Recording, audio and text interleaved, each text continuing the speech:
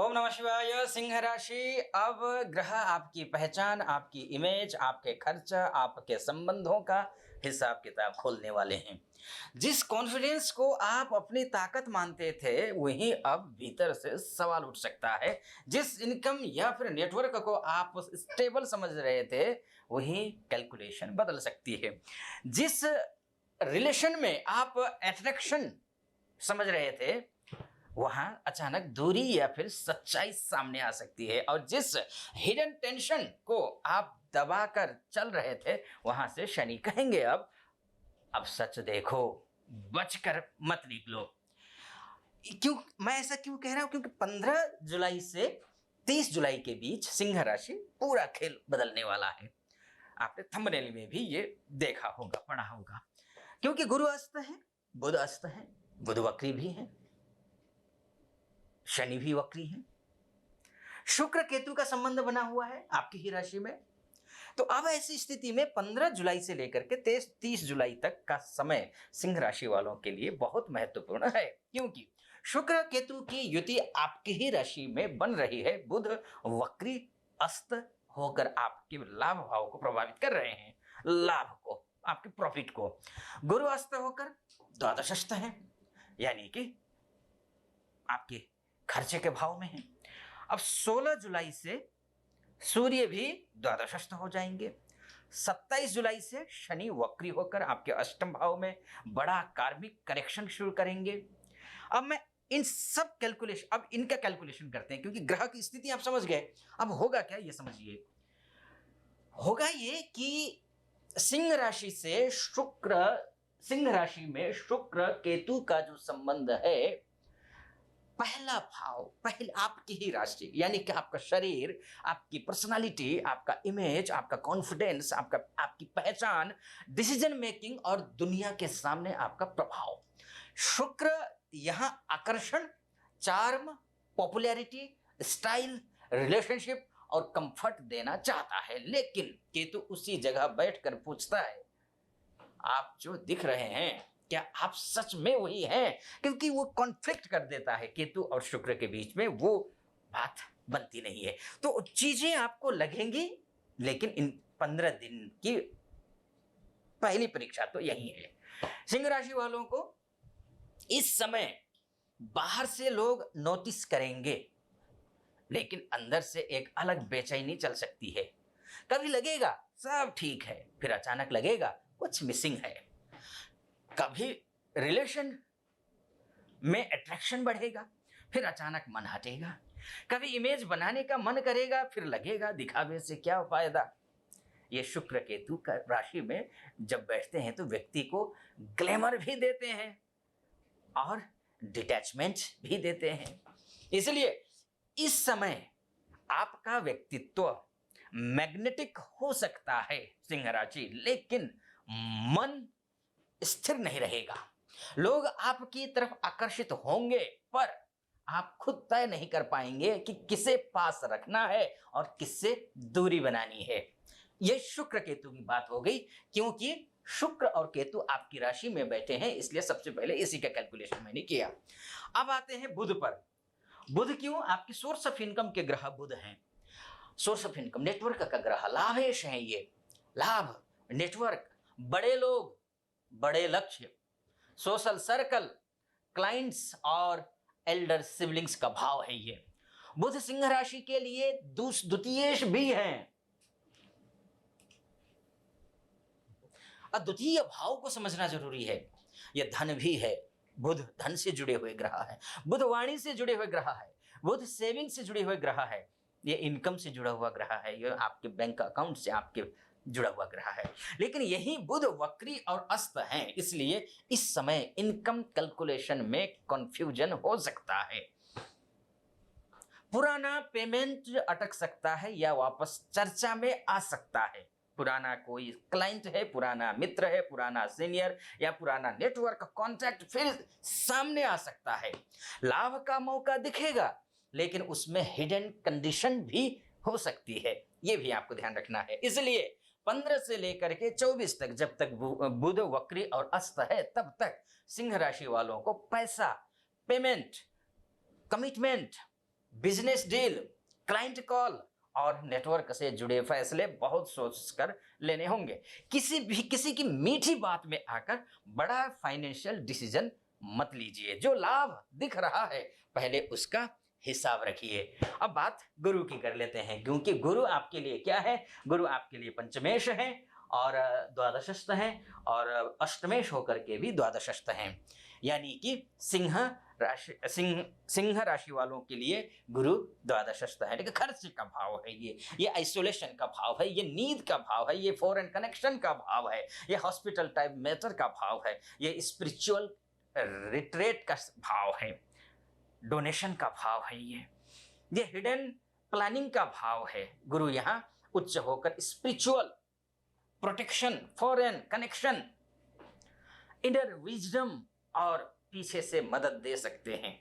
लेकिन गुरु भी अस्त हैं, इस दौरान गुरु भी अस्त हैं, इसलिए मार्गदर्शन मिलेगा लेकिन साफ नहीं मिलेगा। संकेत मिलेंगे पर उन्हें समझने के लिए धैर्य चाहिए, वो धैर्य खत्म हो जाएगा आपका। 16 जुलाई के बाद सूर्य भी 12 द्वादशस्थ हो जाएंगे, 12वें भाव में आ जाएंगे। होगा क्या? सूर्य सिंह राशि के स्वामी हैं और सिंह आपकी ही राशि के स्वामी हैं और द्वादशस्थ हो जाएंगे, त्रिकस्थ हो जाएंगे। त्रिकस्थ होना शुभ नहीं होता है किसी भी ग्रह का, खासकर द्वादशस्थ होना या अष्टमस्थ होना सूर्य का तो ठीक नहीं होता है। जब राशि का स्वामी ही जब द्वादशस्थ होता है तो व्यक्ति को अपनी एनर्जी बचानी पड़ती है, खर्चा बढ़ सकता है, नींद डिस्टर्ब हो सकती है। आपका बन बोला ना, आपका सिंह राशि के लिए सूर्य आप ही हैं।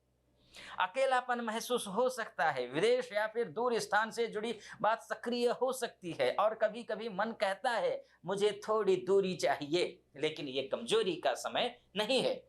सिंह राशि ये समय अपने एनर्जी को वेस्ट होने से बचाने का है। सिंह राशि वालों को इस समय यह समझना होगा कि युद्ध लड़ना जरूरी नहीं होता, कुछ जगह पीछे हटना भी जीत की तैयारी होता है। इस सूर्य के माध्यम से मैंने आपसे कही। मंगल के माध्यम से क्या कुछ होने वाला, इसको समझने की कोशिश करते हैं। मंगल बहुत अच्छा है आपके लिए, मंगल के बिना आपका गुजारा ही होगा ही नहीं। लाइफ टाइम की मैं बात कर रहा हूं। मंगल आपके लिए बहुत भाग्येश है और दशमस्थ है, चतुर्थेश भी है। दशम भाव करियर का भाव है, ये कर्म का भाव है, ये प्रोफेशन का भाव है, ये स्टेटस का भाव है, ये अथॉरिटी का भाव है और पब्लिक इमेज का भाव है। ये मंगल सिंह राशि के लिए बहुत ही महत्वपूर्ण ग्रह है। ये भाग्य, प्रॉपर्टी, घर और करियर डायरेक्शन को जोड़ते हैं ये मंगल। दशम भाव में मंगल करियर में एक्शन, करेज और लीडरशिप देता है, लेकिन साथ में इम्पेशेंस भी देता है, अधैर्य, इम्पेशेंस, ध्यान रखिए। इसलिए ऑफिस में हो, बिजनेस में हो, बॉस हो, सीनियर हो, टीम या फिर पब्लिक प्लेटफॉर्म पर जल्दबाजी में रिएक्शन मत दीजिए। करियर में काम आगे बढ़ सकता है, लेकिन गुस्सा या फिर ईगो आपकी मेहनत को कमजोर करेगा। गुस्सा मत करिए, क्योंकि सबसे अगर आपकी फिलहाल सबसे अच्छा अगर आपके लिए कोई ग्रह है इन 15 दिनों में तो वो मंगल है। सबसे अच्छा है आपके लिए, पूरे ये 15 दिन ही यही है। तो अब इनको बिगाड़ना मत, हनुमान चालीसा का पाठ करते रहना, ध्यान रखिएगा। अब 27 जुलाई के बाद क्या होगा? शनिदेव वक्री हो जाएंगे। शनिदेव सिंह राशि से अष्टम में है शनि, देख रहे होंगे आप। और राशि से अष्टमस्थ होना ठीक नहीं होता है, कंटक योग बनता है। अष्टम भाव अचानक परिवर्तन का भाव है, हिडन ट्रूथ का भाव है, जॉइंट फाइनेंस का भाव है, इंश्योरेंस का भाव है, टैक्स का भाव है, लोन का भाव है, इन-लॉज का भाव है, गुप्त चिंताओं का भाव, हेल्थ सेंसिटिविटी का और लंबी अवधि के कार्मिक मैटर्स का भाव कोई है तो वो अष्टम भाव है। इसलिए शनि जब यहाँ वक्री होंगे तो वे सीधा पूछेंगे आप क्या कुछ छुपा रहे हो, कौन सा डर भीतर दबा हुआ है, कौन सा रिलेशन सिर्फ ऊपर से चल रहा है। मैं यही कौन सा फाइनेंशियल मैटर क्लियर नहीं है और कौन सी आदत धीरे धीरे नुकसान बना रही है, ये सब बातें आपको शनि बताएंगे। लेकिन हाँ, शनि अष्टम में है, किसी भी गरीब का, दुखी का, मजदूरों को अपमान मत करना, उनको दुखी मत करना, बस इतना मैं बोलूंगा। चलिए आगे चलते हैं, आप क्या कुछ होने वाला है। हम अब पॉइंट्स पे आते हैं, वो जिसमें मैं आपको बोलूंगा कि 15 तारीख से लेकर के 18 जुलाई के 15 दिनों में क्या होगा। 15 तारीख से लेकर के 18 तारीख के बीच में पर्सनालिटी, रिलेशनशिप, अट्रैक्शन और सेल्फ इमेज की परीक्षा होगी। 19 से लेकर 24 जुलाई तक क्या होगा, पुराना पेमेंट आएगा या फिर उसके लिए जद्दोजहद करना पड़ेगा, पुराना क्लाइंट आ सकता है, पुराना नेटवर्क या फिर इनकम रिलेटेड कंफ्यूजन के बाद काम बनने का योग है। कंफ्यूजन के बाद, मैं खराब होगा नहीं बोलूंगा, हाँ आपको अधिक प्रयास करने पड़ेंगे। 24 के बाद बुध मार्गी होगा, इसलिए लाभ और कम्युनिकेशन में क्लैरिटी धीरे धीरे लौटेगी। और 27 जुलाई के बाद क्या होगा, जब शनि वक्री हो जाएंगे, hidden matters, joint finance, health routine और कार्मिक परिवर्तन का सीरियस रिव्यू शुरू होगा। पूरे पीरियड में शुक्र केतु आपकी पहचान, इमेज, रिलेशन और इनर सेटिस्फेक्शन की परीक्षा लेंगे, ये आप ध्यान रखिएगा। अब कुछ चीजें हैं जो मैं आपको पॉइंट्स बताऊंगा, उनको आपको फॉलो करना है।